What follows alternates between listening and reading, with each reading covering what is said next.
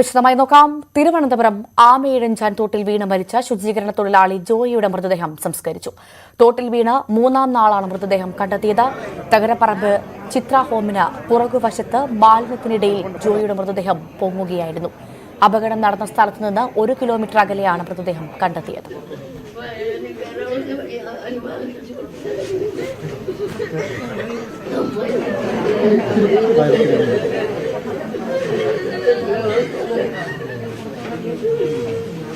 രാവിലെ ഞങ്ങൾക്ക് നിർദ്ദേശമുണ്ട് അതിങ്ങനെ ഇത് നോക്കണം, ഓട് മഴക്കാലം ആയിക്കൊണ്ടെങ്കിൽ അങ്ങനെ നോക്കി വരികയായിരുന്നപ്പോൾ ഒരു സംശയം തോന്നി. അങ്ങനെ ഒരു മുള എടുത്ത് നമ്മളിങ്ങനെ നോക്കിയപ്പോൾ വെള്ളത്തിൻ്റെ മുകളിൽ ഇങ്ങനെ കിടക്കുകയായിരുന്നു.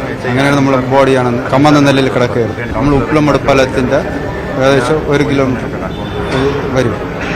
കാണാൻ പറ്റുന്ന രീതിയിൽ തന്നെ വെള്ളത്തിന്റെ മുകളിൽ കാണാൻ പറ്റുന്ന രീതിയിൽ തന്നെ എത്ര മണിക്കായിരുന്നു കണ്ടത്? നമ്മളൊരു 9 മണിയൊക്കെ ആവും. ഇന്നലെയൊക്കെ ആ സ്ഥലത്ത് പരിശോധന നടത്തിയാണ്. ആ വഴിയൊക്കെ ഇന്നലെ പോയിരുന്നു. ഇന്നലെ മെനങ്ങാന്നിട്ട് നമുക്ക് അവിടെയായിരുന്നു, തമ്പാനൂരായിരുന്നു. അങ്ങനെ ഇന്ന് രാവിലെ ജയിച്ചില്ല നിർദ്ദേശിച്ചപ്പോൾ നമ്മളിങ്ങനെ ഒരു സൈഡിൽ നിന്ന് നോക്കി വന്നു.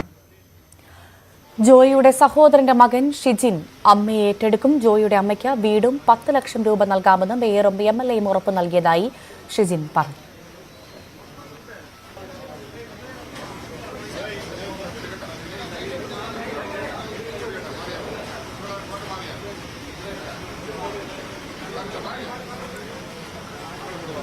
ജോയി ജീവിച്ചത് അമ്മയ്ക്ക് വേണ്ടി മാത്രമാണ്.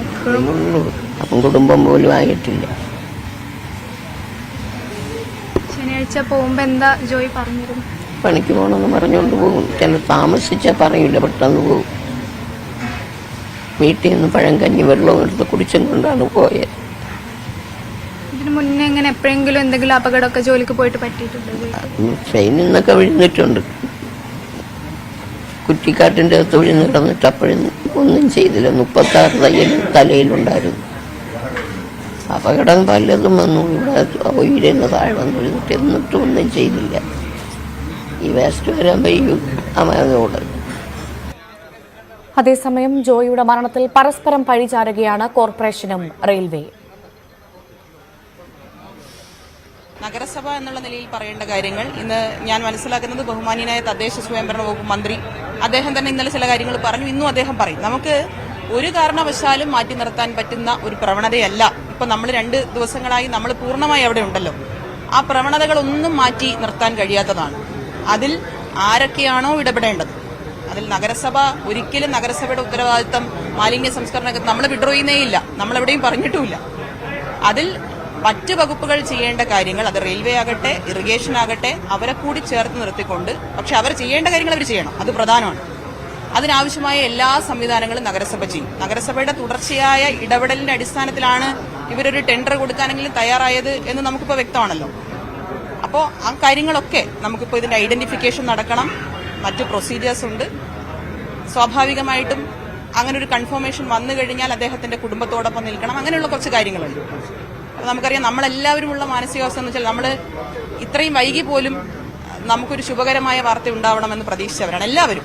ഒരാൾ പോലും മറ്റൊരു രീതി ചിന്തിച്ചിട്ടുണ്ടാവില്ല. പൂർണ്ണമായി അവിടെ നിൽക്കുന്നവരാണ് അത് എല്ലാവരും. കളക്ടർ ഉൾപ്പെടെ അദ്ദേഹം ഇങ്ങോട്ട് എത്തിച്ചേരും. എല്ലാവരും അങ്ങനെ തന്നെയാണ്. അപ്പം ഇന്നലെ രാത്രി തന്നെ നമ്മൾ ആ തിരച്ചിലൊക്കെ തുടരുന്ന സമയത്ത് നമ്മുടെ പ്രതീക്ഷ അതാണ്. അപ്പോൾ നമുക്കൊരു ഇതിന്റെ മറ്റു കാര്യങ്ങൾ വന്നതിന് ശേഷം ഒരു കാരണവശാലും വിട്ടുവീഴ്ചയില്ലാത്ത ഇടപെടൽ അത് സർക്കാരിന്റെ ഭാഗത്തുനിന്നും നഗരസഭയുടെ ഭാഗത്തുനിന്നും ഉണ്ടാകും. ജോയിയുടെ മരണം ഭരണ സംവിധാനത്തിന്റെ കെടുകാര്യസ്ഥതയും അനാസ്ഥയുമാണെന്ന് പറഞ്ഞ പ്രതിപക്ഷ നേതാവിനെതിരെ മന്ത്രി MP രാജേഷ്. രാഷ്ട്രീയ മുതലെടുപ്പിനു വേണ്ടിയാണ് പലരും വ്യഗ്രത കാണിച്ചത്. പ്രതിപക്ഷ നേതാവ് എന്തെല്ലാമാണ് പറഞ്ഞത്? ഒരു ദുരന്തമുണ്ടാകുമ്പോൾ രാഷ്ട്രീയ ലാഭം ആഗ്രഹിച്ച് സന്തോഷത്തോടെ ചാടി വീഴുന്നത് ഭൂഷണമാണോ എന്നും അദ്ദേഹം ചോദിച്ചു. ഇന്നലെ പ്രതിപക്ഷ നേതാവ് കൊച്ചിയിൽ മാധ്യമങ്ങളെ കണ്ട് എന്തെല്ലാമാണ് അദ്ദേഹം പറഞ്ഞത്? അല്പം കൂടി അദ്ദേഹത്തിന് കാത്തിരിക്കാമായിരുന്നു. നാട് മുഴുവൻ ശ്രദ്ധിച്ചുകൊണ്ടിരുന്നത് ജോയിയെ തിരിച്ചു കിട്ടില്ലെന്നുള്ള കാര്യത്തിലായിരുന്നല്ലോ. അത് കഴിയുന്നതുവരെ എന്നിട്ട് സർക്കാരിനെതിരെ പറഞ്ഞോട്ടെ, ഞങ്ങൾക്കപ്പം മറുപടിയും പറയാം. കാത്തിരിക്കാനുള്ള ഒരു വിവേകമെങ്കിലും പ്രതിപക്ഷ നേതാവിൽ നിന്ന് നമ്മളെല്ലാവരും പ്രതീക്ഷിച്ചു. നിർഭാഗ്യവശാൽ അതുണ്ടായില്ല. അദ്ദേഹം പറഞ്ഞതൊന്നും അറിയാത്തതുകൊണ്ടല്ല, ഞാനൊന്നും പറയാതിരുന്നതാണ്. അപ്പോൾ അത് പറയേണ്ട സമയമല്ല എന്നുകൊണ്ട് ഈ നിമിഷം വരെ അത് പറയാതിരുന്നതും അതുകൊണ്ടാണ്. ഒരു ദുരന്തമുണ്ടാവുമ്പോൾ അതിൽ നിന്ന് കിട്ടാൻ പോകുന്ന രാഷ്ട്രീയ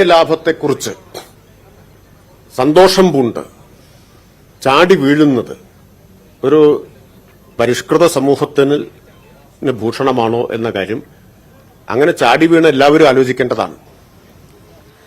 ശുചീകരണ തൊഴിലാളിയെ കണ്ടെത്താൻ വൈകിയത് മാലിന്യ നിക്ഷേപം കാരണമെന്ന് മന്ത്രി കെ.പി.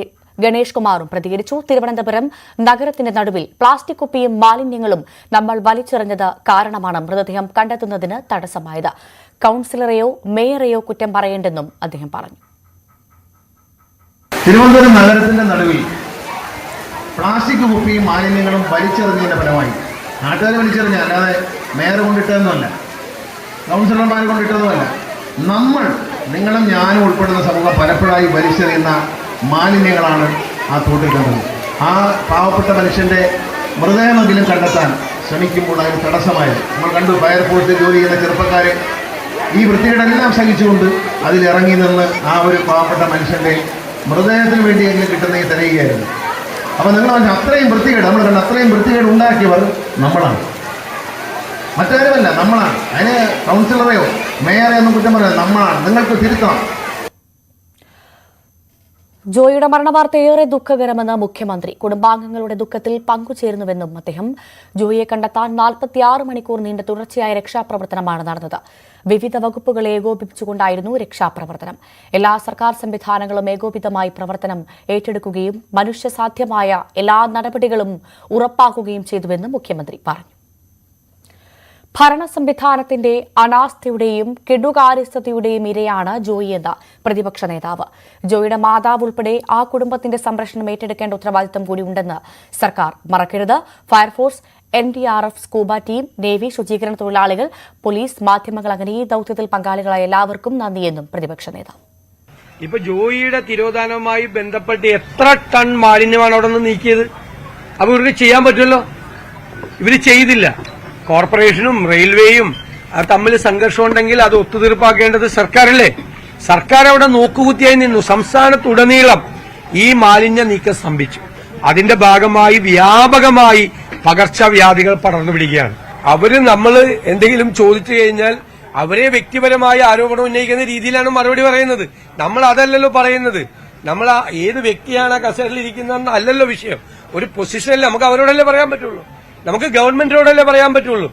അവര് പറയുന്നത് ഒരു കുഴപ്പമില്ല എന്നാണ് പറയുന്നത്. കേരളത്തിൽ ഒരു കുഴപ്പമില്ല എന്നാണ് നിയമസഭയിൽ പറഞ്ഞത്. നമ്മളെല്ലാം മോശമായിട്ട് ഗവൺമെന്റിനെ അപകീർത്തിപ്പെടുത്താൻ വേണ്ടി പറഞ്ഞ രീതിയിലാണ് മറുപടി പറഞ്ഞത്. യാഥാർത്ഥ്യം അതല്ലല്ലോ. ഞങ്ങൾ നന്നായി ഹോംവർക്ക് ചെയ്ത് പബ്ലിക് ഹെൽത്ത് എക്സ്പേർട്ടുകളുമായി വിശദമായ ചർച്ച നടത്തിയതിനു ശേഷമാണ് അത് കേരളത്തിന്റെ ഫോക്കസിൽ കൊണ്ടുവരാൻ ഉത്തരവാദിത്തത്തോടുകൂടി ഞങ്ങൾ ചെയ്ത്. അതിനോടുള്ള അവർ കൊടുത്ത മറുപടി നിങ്ങൾ ശ്രദ്ധിക്കും. ഇന്നിപ്പോ എന്താ ഈ സ്ഥിതി? ഈ രണ്ട് കാര്യങ്ങളും ഞങ്ങൾ ഗൌരവത്തോടുകൂടി പറഞ്ഞ കാര്യങ്ങളാണ്. ജോയിയുടെ മരണത്തിന് ഉത്തരവാദികൾ സർക്കാരും നഗരസഭയും റെയിൽവേയുമാണെന്ന് കെ. സുധാകരൻ. മാലിന്യ നിർമ്മാർജ്ജനത്തിൽ ഗുരുതര വീഴ്ച വരുത്തിയതാണ് രക്ഷാപ്രവർത്തനത്തിന് പ്രതിസന്ധി സൃഷ്ടിച്ചത്. ഉത്തരവാദികൾ ഭരണാധികാരികൾ തന്നെയാണ്. കൃത്യമായ സമയത്ത് മാലിന്യ നിർമ്മാർജ്ജനം നടത്തുന്നതിൽ പരാജയപ്പെട്ട സർക്കാരും നഗരസഭയും റെയിൽവേയും പരസ്പരം ചെളിവാരിയെറിഞ്ഞ നടപടി ഹീനവും അപമാനവുമാണ്. ജോയിയുടെ കുടുംബത്തിന് അർഹമായ നഷ്ടപരിഹാരം നൽകാൻ സർക്കാരും ഇന്ത്യൻ റെയിൽവേയും തയ്യാറാകണമെന്നും സുധാകരൻ. ജോയിയുടെ കുടുംബത്തെ സംരക്ഷിക്കാൻ എല്ലാവർക്കും ഉത്തരവാദിത്തമുണ്ടെന്ന് വി. മുരളി.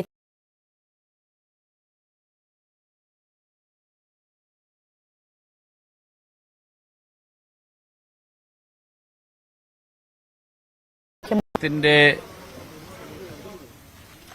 സൗന്ദര്യം നിലനിർത്താനായി നഗരത്തിലെ ജനങ്ങൾ സുഖമായി ജീവിക്കുന്നു എന്ന് ഉറപ്പുവരുത്താനായി സ്വന്തം ജീവൻ ബലിയർപ്പിച്ചിട്ടുള്ള ഒരാളാണ് ശ്രീ ജോയിയെക്കുറിച്ച് പറയുമ്പോൾ എനിക്കതാണ് പറയാൻ സാധിക്കുന്നത്. കേരളത്തെ സംബന്ധിച്ചിടത്തോളം കേരളത്തിൽ ഇത്തരത്തിലുള്ള ഒരു സംഭവം ഒരുപക്ഷെ ആദ്യമായിട്ടായിരിക്കും.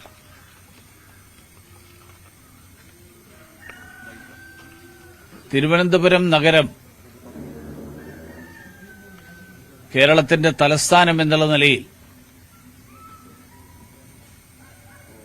ഏറ്റവും ഭംഗിയായി സൂക്ഷിക്കുന്നതിൽ നഗരത്തിന്റെ ചുമതല വഹിക്കുന്നവർക്ക് വലിയ പങ്കുണ്ട്. ഇപ്പോഴ് ഒരു മഴ പെയ്താൽ വെള്ളം പൊങ്ങുന്ന അവസ്ഥയിലാണ് ഇപ്പോഴും തിരുവനന്തപുരം. അതോടൊപ്പം മാലിന്യ നിർമ്മാർജ്ജനത്തിന്റെ കാര്യത്തിൽ വലിയ പരാജയമാണ് എന്നാണ് നമ്മൾ കഴിഞ്ഞ കുറെ കാലങ്ങളായിട്ടുള്ള നമ്മുടെ അനുഭവം. ഇത്തരം സംഭവങ്ങൾ ആവർത്തിക്കാതിരിക്കണമെങ്കിൽ സമയബന്ധിതമായി മാലിന്യ നിർമ്മാർജ്ജനം ഉൾപ്പെടെ ഉള്ള കാര്യങ്ങൾ നടപ്പിലാക്കാൻ വേണ്ടിയിട്ടുള്ള പദ്ധതികളാണ് സർക്കാരുകളുടെ ഭാഗത്ത് നിന്ന് ആവിഷ്കരിക്കേണ്ടത്. ശുചീകരണ തൊഴിലാളി ജോയിയുടെ മരണം മനഃപൂർവ്വമായ നരഹത്യയെന്ന് കെ സുരേന്ദ്രൻ. മേയർക്കെതിരെ നരഹത്യയ്ക്ക് കേസെടുക്കണം. റെയിൽവേയുടെ തലയിൽ കെട്ടിവെച്ച് ഉത്തരവാദിത്വത്തിൽ നിന്ന് ഒളിച്ചോടുകയാണെന്നും കെ സുരേന്ദ്രൻ. മാരായമുട്ടത്ത് ജോയിയുടെ വീട്ടിൽ നിന്ന് ഷംന നമുക്കൊപ്പം ചേരുന്നുണ്ട്.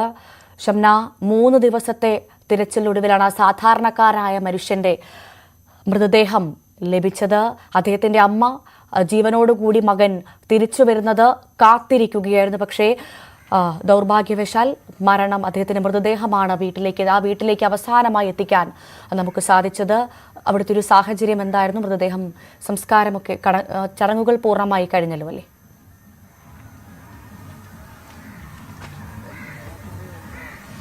തീർച്ചയായും സംസ്കാരം പൂർണ്ണമായും കഴിഞ്ഞു. ഇവിടെയാണ് ജോയിയെ സംസ്കരിച്ചിരിക്കുന്നത്. ജോയിയുടെ തന്നെ സ്ഥലമാണ്, 3/4 സെന്റ് സ്ഥലം ജോയിയുടെ തന്നെ സ്ഥലത്താണ് ഇപ്പോൾ അടക്കം ചെയ്തിട്ടുള്ളത്. ഇന്ന് 2:30 കൂടിയാണ് ജോയിയുടെ മൃതദേഹം വീട്ടിലെത്തിച്ചത്. സഹോദരന്റെ വീട്ടിലാണ് മൃതദേഹം കൊണ്ടുവന്നത്. ഉടൻ തന്നെ ഒരു 10 മിനിറ്റിന് ശേഷം 2:40 കൂടി തന്നെ മൃതദേഹം അടക്കം ചെയ്യാൻ വേണ്ടി കൊണ്ടുപോയി. മൃതദേഹം ജീർണിച്ച അവസ്ഥയിലായതുകൊണ്ട് തന്നെ കൂടുതൽ സമയം വെക്കാൻ സാധിക്കില്ലെന്ന് അറിയിച്ച് വേഗം അടക്കം ചെയ്തു. ഒപ്പം മാതാവിനും അമ്മയ്ക്കും സഹോദരിയുടെ മക്കൾക്കൊക്കെ മാത്രമാണ്, അത്രയും അടുത്ത ബന്ധുക്കൾക്ക് മാത്രമാണ് മൃതദേഹം കാണാൻ സാധിച്ചത്. അവരെ മാത്രമേ കാണിച്ചിട്ടുള്ളൂ. കാരണം ജീർണിച്ച അവസ്ഥയിലായതുകൊണ്ട് തന്നെ മറ്റാരെയും കാണിച്ചില്ല. കൂടുതൽ സമയം വെക്കാനും കഴിയില്ലെന്ന് അറിയിക്കുകയായിരുന്നു. എന്തായാലും ഇവിടെ ജോയിയുടെ ഒരു 3/4 സെന്റ് സ്ഥലത്താണ് ജോയിയെ ഇപ്പോൾ അടക്കം ചെയ്തിരിക്കുന്നത്. ഇങ്ങോട്ട് കൃത്യമായ ഒരു വഴിയില്ല. ഇത് പള്ളി വക ഉള്ള സ്ഥലത്തൂടെയാണ് ഇങ്ങോട്ടുള്ള ഒരു വഴി എന്ന് പള്ളിയുടെ അവരുടെ സമ്മതത്തോടു കൂടി ഇങ്ങോട്ടുള്ളൊരു വഴി ഉണ്ടാക്കുകയായിരുന്നു. ഇതിന് തൊട്ടപ്പുറത്താണ് ജോയിയുടെ സഹോദരന്റെ വീട്. അതിന് പിൻവശത്താണ് ജോയിയുടെ വീടുള്ളത്. ഈ ജോയിയുടെ വീട് ഒരു ഉയർന്ന പ്രദേശത്ത് ആണ്. അവിടെ അങ്ങോട്ട് കൃത്യമായ ഒരു വഴിയില്ല. ഒരു ചെറിയ വഴി മാത്രമാണ് അങ്ങോട്ടുള്ളത്. അത് തന്നെ ഇപ്പോൾ പൂർണ്ണമായും ഇടിഞ്ഞ അവസ്ഥയിലാണ്. അതിന് തൊട്ട് താഴെ ജോയിയുടെ സഹോദരന്റെ വീട്ടിലേക്കാണ്, സഹോദരൻ കോശിയുടെ വീട്ടിലേക്കാണ് ഇന്ന് മൃതദേഹം കൊണ്ടുവന്നത്. കോശിയുടെ മകൻ ഷെജിനാണ് ഇപ്പോൾ അമ്മയെ ഏറ്റെടുക്കുന്നത്, ജോയിയുടെ മാതാവിനെ ഏറ്റെടുക്കുക. ഈ ജോയും അമ്മയും മാത്രമായിരുന്നു വീട്ടിലുണ്ടായിരുന്നത്. ജോയിയുടെ വീടിൻ്റെ അവസ്ഥ നമുക്ക് ദൃശ്യങ്ങളിൽ കാണാൻ കഴിയും. വളരെ ദയനീയമായ ഒരു അവസ്ഥയായിരുന്നു. ജോയിയുടെ വീട് ഇടിഞ്ഞു പൊളിഞ്ഞ് വീഴാറായ അങ്ങനെയുള്ള ഒരു അവസ്ഥയായിരുന്നു. ആ വീട്ടിലോട്ട് കൃത്യമായ വഴിയില്ല, വെളിച്ചമില്ല, കറണ്ടില്ല. അങ്ങനെ ഒരു അവസ്ഥയിൽ നമുക്ക് ദൃശ്യങ്ങളിൽ കാണാം. ആ ദൂരെ കാണുന്നതാണ്, ആ ഒരു ഉയർന്ന പ്രദേശത്ത് കാണുന്നതാണ് ജോയിയുടെ വീട്. അങ്ങോട്ട് വഴി പൂർണ്ണമായും തകർന്നതുകൊണ്ട് തന്നെ അമ്മയുള്ളത് സഹോദരന്റെ വീട്ടിലാണ്. ഈ സഹോദരന്റെ വീട്ടിലോട്ടാണ് ഇന്ന് ജോയിയുടെ മൃതദേഹം കൊണ്ടുവന്നതും. 2:30 കൂടി മൃതദേഹം എത്തുകയും ഉടൻ തന്നെ 2:40 കൂടി അടക്കം ചെയ്യുകയും ആയിരുന്നു. എന്തായാലും വളരെ ദയനീയകരമായ, ദുഃഖകരമായ ഒരു അവസ്ഥ തന്നെയാണ് ഇവിടെയുള്ളത്. അമ്മയ്ക്ക് വേണ്ടി മാത്രമാണ് ജോയ് ജീവിച്ചിരുന്നത്. എന്ത് ജോലിക്കും പോവാൻ ജോയ് തയ്യാറായിരുന്നു. അമ്മയെ എങ്ങനെയും സംരക്ഷിക്കണം, എന്ത് ജോലി ചെയ്താണെങ്കിലും അമ്മയെ നോക്കണം എന്നുള്ള ഒരു ഉദ്ദേശം മാത്രമേ ജോയ്ക്ക് ഉണ്ടായിരുന്നുള്ളൂ. അതുകൊണ്ട് തന്നെ എല്ലാ ജോലിക്കും ജോയ് പോകുമായിരുന്നു. ഒരു ജോലിയുമില്ലാത്ത സമയത്ത് ആക്രി പെറുക്കാൻ വരെ ജോയ് പോയിരുന്നു. അത് തന്നെയാണ് അമ്മയും കുടുംബാംഗങ്ങളും പ്രദേശവാസികളും ഒക്കെ നമ്മോട് പറഞ്ഞതും. അത്രയും കഷ്ടപ്പെട്ടാണ് ജോയ്, കുടുംബത്തിന് വേണ്ടി മാത്രമായിരുന്നു ജോയ് ജീവിച്ചിരുന്നത്. പ്രദേശവാസികൾക്കാണെങ്കിൽ പോലും ജോയിയെക്കുറിച്ച് പറയാൻ അവരത്രയും എന്താവശ്യത്തിന് വിളിച്ചാലും ഓടിയെത്തുന്ന ഒരാളായിരുന്നു ജോയ്. അവരുടെ ഏതാവശ്യത്തിനും ഒരു മടിയും കൂടാതെ ഏത് സമയത്തും ഓടിയെത്തുന്ന ഒരാളായിരുന്നു ജോയ്. അതുകൊണ്ട് തന്നെ കുടുംബത്തോടൊപ്പം തന്നെ അതേ വേദനയിൽ പങ്കുചേരുകയാണ് ഈ പ്രദേശവാസികളും. എന്തായാലും കുടുംബത്തിന് ഇനി ഈ അമ്മയ്ക്ക് ഒരു വീട്, അതുപോലെ അമ്മയെ നോക്കുന്ന സഹോദരന്റെ മകനാണ് അമ്മയെ ഏറ്റെടുക്കുക. ആ മകന് ഒരു ജോലി, ഒപ്പം 10 ലക്ഷം രൂപ ധനസഹായം, അടിയന്തര ധനസഹായം, പിന്നെ വീട്ടിലേക്കുള്ള ഒരു വഴി, ഈ 4 കാര്യങ്ങൾ മേയറും MLAയും എത്തി ഉറപ്പ് നൽകിയിട്ടുണ്ട്.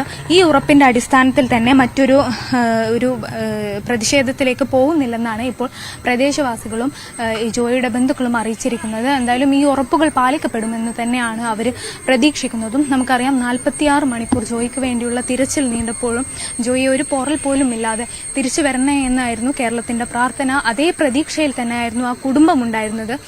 അമ്മ നമ്മോട് സംസാരിച്ചപ്പോൾ പറയുകയുണ്ടായി, ശനിയാഴ്ച രാവിലെ 6 മണിക്കാണ് ജോയി പോകുന്നത്, തിരിച്ച് 4:30 വരും എന്ന് പറഞ്ഞാണ് ജോയി പോയത്.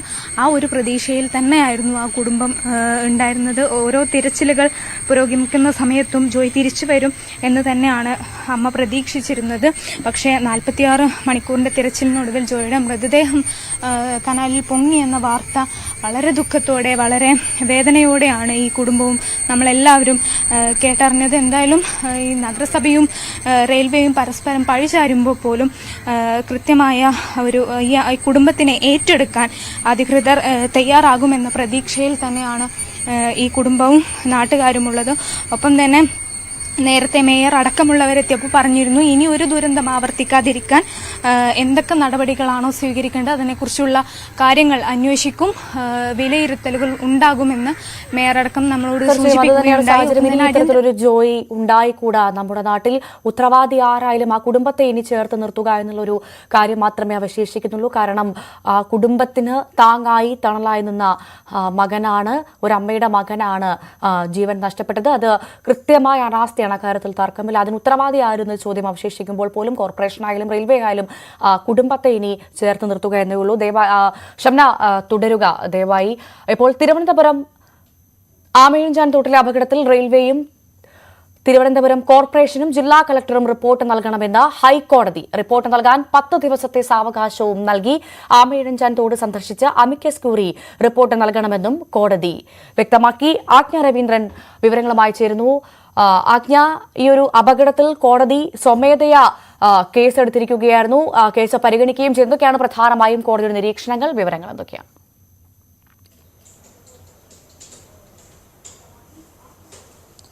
ആമയിഴഞ്ചാൻ തോട്ടിൽ അടിയന്തരമായി അമിക്കസ് ക്യൂറി സന്ദർശിക്കണം, റിപ്പോർട്ട് നൽകണമെന്നാണ് ഹൈക്കോടതി ഈ വിഷയത്തിൽ നിർദ്ദേശിച്ചിരിക്കുന്നത്. മാത്രമല്ല തിരുവനന്തപുരം നഗരസഭയും റെയിൽവേയും ജില്ലാ കളക്ടറും ഇക്കാര്യത്തിൽ റിപ്പോർട്ട് നൽകണം. 10 ദിവസത്തിനകം റിപ്പോർട്ട് നൽകാനാണ് ഹൈക്കോടതി നിർദ്ദേശിച്ചിരിക്കുന്നത്. ഇതുമായി ബന്ധപ്പെട്ട ദൃശ്യങ്ങളും ചിത്രങ്ങളും പരിശോധിച്ച ശേഷം ആണ് ഹൈക്കോടതി ഇക്കാര്യം പറഞ്ഞത്. അതിശക്തമായ വിമർശനമാണ് ഹൈക്കോടതി ഇക്കാര്യത്തിൽ റെയിൽവേക്ക് നേരെ ഉന്നയിച്ചത്. ഈ വിഷയത്തിൽ തൽക്കാലം ആരെയും കുറ്റപ്പെടുത്തി നിൽക്കാനാകില്ല എന്ന് പറഞ്ഞിരുന്ന കോടതി പക്ഷേ റെയിൽവേ നിശിതമായി വിമർശിക്കുന്ന ഒരു സാഹചര്യത്തിലേക്കാണ് വിധി പ്രസ്താവമുണ്ടായത്. റെയിൽവേയുടെ സ്ഥലത്ത് തന്നെ ഇത്ര അധികം മാലിന്യങ്ങൾ, പ്രത്യേകിച്ചും റെയിൽവേയുടെ കനാലിനുള്ളിൽ വർഷങ്ങളായുള്ള മാലിന്യമാണ് കെട്ടിക്കിടക്കുന്നത്. റെയിൽവേയുടെ സ്ഥലത്തെ മാലിന്യം നീക്കം ചെയ്യേണ്ടെന്ന ഉത്തരവാദിത്തം ആർക്കാണ് എന്ന് കോടതി ചോദിക്കുകയുണ്ടായി. മാത്രമല്ല റെയിൽവേയുടെ സ്ഥലത്തേക്ക് എങ്ങനെയാണ് കോർപ്പറേഷന് കയറി, റെയിൽവേയുടെ അനുവാദമില്ലാതെ കോർപ്പറേഷന് കയറി ഇത്തരം ഭാഗങ്ങൾ ക്ലീൻ ചെയ്യാനുള്ള അല്ലെങ്കിൽ മാലിന്യം നീക്കം ചെയ്യാനുള്ള അധികാരം കോർപ്പറേഷൻ ഉണ്ടോ, റെയിൽവേയുടെ അനുവാദമില്ലാതെ ഇത് ചെയ്യാൻ കഴിയുമോ എന്നും കോടതി ചോദിക്കുകയുണ്ടായി. മാത്രമല്ല ഈ റെയിൽ നീറിന്റെ പ്ലാസ്റ്റിക് ബോട്ടിലുകളാണ് ഏറെയും അതിൽ നിന്ന് കണ്ടെത്താനായത് എന്ന നിരീക്ഷണവും കോടതി നടത്തുകയുണ്ടായി. എന്തായാലും അടിയന്തരമായി തന്നെ ഈ കാര്യത്തിൽ വിഷയത്തിൽ റിപ്പോർട്ട് നൽകണം. മാത്രമല്ല ഈ ഒരു മാലിന്യ പ്രശ്നം, പ്രത്യേകിച്ച് ആമയിഴഞ്ചാൻ തോട്ടിലെ മാലിന്യം ഇത്ര രൂക്ഷമാണ് എന്ന് മനസ്സിലാക്കാൻ പോലും, മിനിമം ഒന്ന് മനസ്സിലാക്കാൻ പോലും ഒരു ജീവൻ ബലി നൽകേണ്ടുന്ന ഒരു സാഹചര്യമുണ്ട്. നമുക്കൊക്കെ അറിയാം ഈ ജോയി എന്ന് പറയുന്ന മനുഷ്യർ ഒരു പക്ഷെ അതിലേക്കൊരു കടലാസ് പോലും വലിച്ചെറിയാത്ത ഒരാളായിരുന്നിരിക്കാം. അയാൾ അതിന് ബലിയാടാകേണ്ടി വന്നു. ഇതിന്റെ മാലിന്യ പ്രശ്നത്തിന്റെ തീവ്രത എത്രത്തോളം തീവ്രമാണ് എന്ന് മനസ്സിലാക്കാൻ. മാത്രമല്ല സ്കൂബ ടീമുകളൊക്കെ ഇറങ്ങുമ്പോൾ നമ്മളൊക്കെ വെറുതെ ഒന്ന് ചവിട്ടാൻ മടിക്കുന്ന അത്തരം രൂക്ഷമായ മാലിന്യമുള്ള മലിനജലത്തിലൂടെയാണ് അവരവരുടെ പ്രവൃത്തികളുമായി മുന്നോട്ട് നീങ്ങുന്നത്. ഇത്തരം പ്രശ്നങ്ങളാണ് കേരളത്തിൽ അങ്ങോളം ഇങ്ങോളം ഉള്ളത് എന്നൊരു തരത്തിലാണ് കോടതിയുടെ നിരീക്ഷണം. ബ്രഹ്മപുരം മാലിന്യ പ്രശ്നം നിരീക്ഷിക്കുന്ന അതേ ബെഞ്ച് തന്നെയാണ് ഈ കേസും എടുത്തിട്ടുള്ളത്. ജസ്റ്റിസ് ബെച്ചു കുര്യൻ തോമസും പി ഗോപിനാഥുമാണ് ഈ അടങ്ങിയ ബെഞ്ചാണ് ഈ കേസ് എടുത്തിട്ടുള്ളത്. സ്വമേധയാണ് കേസ് കോടതി പരിഗണിച്ചിട്ടുള്ളത്. ഭവ്യ. ശരി, ആജ്ഞ രവീന്ദ്രനാണ് വിവരങ്ങൾ പങ്കുവച്ചത്. വീണ്ടും ഷംനയിലേക്ക് തന്നെ പോവുകയാണ്. എന്തായാലും ഈ ഒഴുക്കിൽപ്പെട്ട് മരിച്ച ശുചീകരണ തൊഴിലാളിയായ ജോയിയുടെ കുടുംബത്തിന് ഉറപ്പുകളുമായി സർക്കാർ ഇപ്പോൾ ഒപ്പമുണ്ട് എന്നുള്ള വിവരങ്ങളാണ് പുറത്തുവരുന്നത്. ജോയിയുടെ അമ്മ മൽഹിക്ക് അടിയന്തര സഹായമായി 10 ലക്ഷം രൂപ നൽകും. ജോയിയുടെ അനുജന് റെയിൽവേയോ അല്ലെങ്കിൽ സർക്കാരോ ജോലി നൽകുമെന്നും വാഗ്ദാനമുണ്ട്. എന്തായാലും ഈ ഉറപ്പുകളിൽ ഷംന, ഈ സർക്കാർ നൽകിയ ഉറപ്പുകളിലാണ് കൂടുതൽ പ്രതിഷേധത്തിലേക്ക് പോവാതെ സർക്കാരിനെ അല്ലെങ്കിൽ റെയിൽവേയെ വിശ്വസിക്കുകയാണ് എന്നാണ് കുടുംബം പറയുന്നത്, അല്ലേ?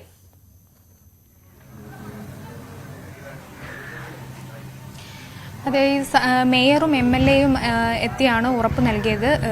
ജോയിയുടെ സഹോദരന്റെ മകനാണ് അമ്മയെ ഏറ്റെടുക്കുക. ആ മകന് ആശ്രിതന് ഒരു ജോലി നൽകുമെന്ന് ഉറപ്പ് നൽകിയിട്ടുണ്ട്. ഒപ്പം അമ്മയ്ക്ക് ഒരു വീട്, 10 ലക്ഷം രൂപ ധനസഹായം, വീട്ടിലേക്കുള്ള വഴി. ഞാൻ നേരത്തെ സൂചിപ്പിച്ചതുപോലെ തന്നെ ഈ വീട്ടിലേക്ക് ഒരു വഴിയില്ല, വെളിച്ചമില്ല, കറണ്ടില്ല, അങ്ങനത്തെ ഒരു അവസ്ഥയാണ്. അപ്പോൾ കൃത്യമായ വഴിയും 10 ലക്ഷം രൂപ ധനസഹായവും വീടും ആശ്രിതന് ജോലിയുമാണ് ഉറപ്പ് നൽകിയിരിക്കുന്നത്. ഈ ഉറപ്പിന്റെ അടിസ്ഥാനത്തിലാണ് ഇനി മറ്റ് പ്രതിഷേധങ്ങളിലേക്ക് പോകില്ല എന്ന് ഇപ്പോൾ ബന്ധുക്കളും പ്രദേശവാസികളും അറിയിച്ചിരിക്കുന്നത്. ഒപ്പം തന്നെ നേരത്തെ MLA കത്ത് നൽകിയിരുന്നു. അടിയന്തര ധനസഹായം നൽകണമെന്നാവശ്യപ്പെട്ടുകൊണ്ട് MLA കത്ത് നൽകിയിരുന്നു. ഈ കത്തിൽ കലക്ടർ റിപ്പോർട്ട് നൽകിയിട്ടുണ്ട്. സർക്കാരിന് ഈ അടിയന്തരമായ ധനസഹായം നൽകണമെന്നാവശ്യപ്പെട്ടുകൊണ്ട് തന്നെ കലക്ടർ മുഖ്യമന്ത്രിക്ക് കത്ത് നൽകിയിട്ടുണ്ട്. അതുകൊണ്ട് എത്ര രൂപ സഹായം നൽകും തുടങ്ങിയ കാര്യങ്ങളെല്ലാം സർക്കാർ മുഖ്യമന്ത്രിയുടെ വാർത്താ സമ്മേളനത്തിൽ അറിയിക്കുമെന്നാണ് മേയർ സൂചിപ്പിച്ചത്. അതോടൊപ്പം തന്നെ നഗരസഭ എന്ത് ചെയ്യും ഈ കാര്യത്തിൽ, നഗരസഭ എത്ര ധനസഹായം പ്രഖ്യാപിക്കുമോ തുടങ്ങിയ കാര്യങ്ങൾ കൗൺസിലുമായി തീരുമാനിച്ച ശേഷം അതിൽ കൂടുതൽ വിവരങ്ങൾ അറിയിക്കാമെന്നാണ് മേയർ സൂചിപ്പിച്ചത്. എന്തായാലും ഈ റെയിൽവേക്കാണ് ഉത്തരവാദിത്തമെന്ന് നഗരസഭയാണ് കാരണക്കാരെന്ന് റെയിൽവേയും അങ്ങോട്ടും ഇങ്ങോട്ടും പഴിച്ചാരുന്ന ഒരു അവസ്ഥ തന്നെയാണ് ഇപ്പോഴും നിലനിൽക്കുന്നത്. എന്തായാലും ഈ ജോയി നഗരത്തിന്റെ സൗന്ദര്യം കാക്കാൻ വേണ്ടി സ്വന്തം ജീവൻ ബലി കഴിപ്പിക്കുകയായിരുന്നു ജോയി എന്നാണ് V. മുരളീധരൻ നേരത്തെ എത്തിയപ്പോൾ ജോയിയുടെ വീട്ടിൽ അമ്മയെ സന്ദർശിക്കാൻ എത്തിയപ്പോൾ പറഞ്ഞത്.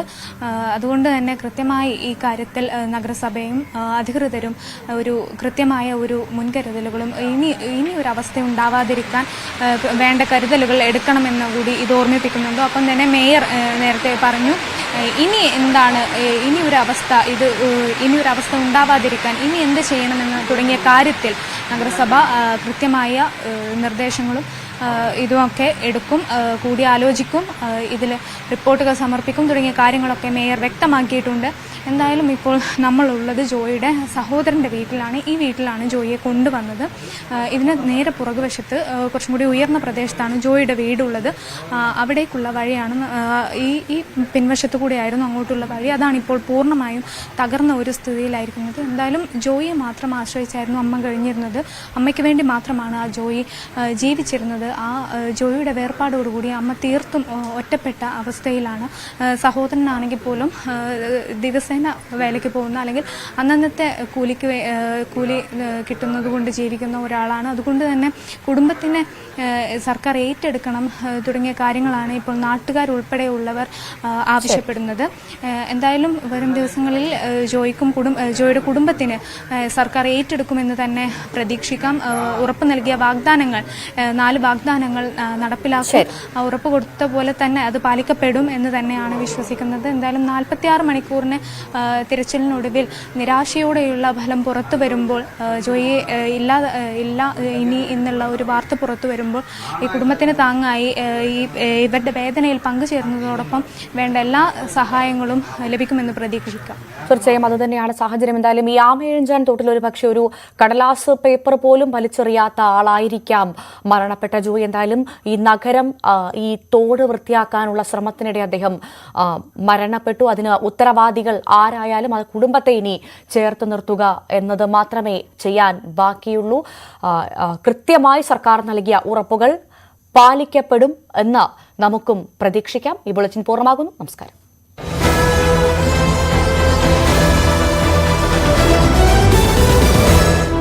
തോടിലൂടെ എങ്ങനെ വെള്ളം ഒഴുകിപ്പോകുമെന്നതാണ് ഏറ്റവും പ്രധാനപ്പെട്ട ചോദ്യം. അതുതന്നെയാണ് നമ്മൾ ഈ ദൃശ്യങ്ങളിലൂടെ ഒരുപക്ഷെ സ്വയം കുറ്റപ്പെടുത്തുക കൂടി വേണ്ടിവരും തലസ്ഥാന വാസികൾ.